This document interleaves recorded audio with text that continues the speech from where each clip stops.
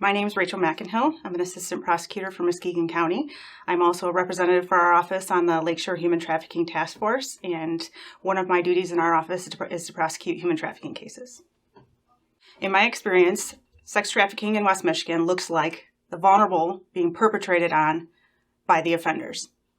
And by vulnerable populations, any one of us could be vulnerable at any given time in our life.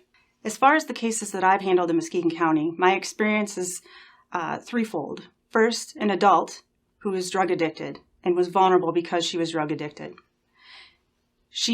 Her dealer took full advantage of her drug addiction. He would sell her on the streets and make money off her body, and then sell her drugs and make money off her addiction. I have also had an individual who was in a very abusive relationship. Her significant other was addicted to drugs. Not only was she physically beaten, she was forced to go out and sell herself on the street to support his addiction. The third type of case that I have experience with here in Muskegon is a young lady who was sought out on the internet. She was tricked into meeting up with a person. She was given drugs and alcohol, and she snuck out of her house late at night. She was afraid of what her parents would do to her if they found out that she was doing those things. She was also threatened, and the lives of her pets were threatened. She was afraid for herself, afraid for her family, and afraid for her pets. She didn't want to tell what was happening.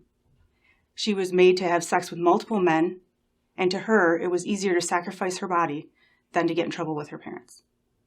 She was taken advantage of. She was lied to and manipulated.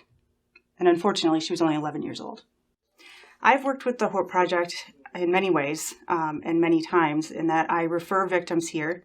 They also support our victims through the court process and beyond, in their lives outside of the court process. And they have also brought potential victims to me for potential prosecution. What the HOPE Project means to me is comfort. It's comfort in knowing that I have a partner right around the corner. It's comfort in knowing that I can call day and night. It's comfort in knowing that when I send a victim to the HOPE Project, they will be cared for and supported. It's comforting to me to know that the victims that come here are shown their own value and help to regain the power over their lives. As far as advice for youth, use common sense. Don't become a friend with someone on social media that you haven't met in person. If you do choose to meet someone that you met online, meet them in a group setting. Also, use your common sense and don't be a bystander. If you see something that doesn't look right, you need to step in. You need to be supportive and check in on your friends. Victims become vulnerable because they become isolated by the offender. So if we don't allow our friends to become vulnerable by being isolated, that is one way that we can support them. Check in on them. Make sure they're doing okay.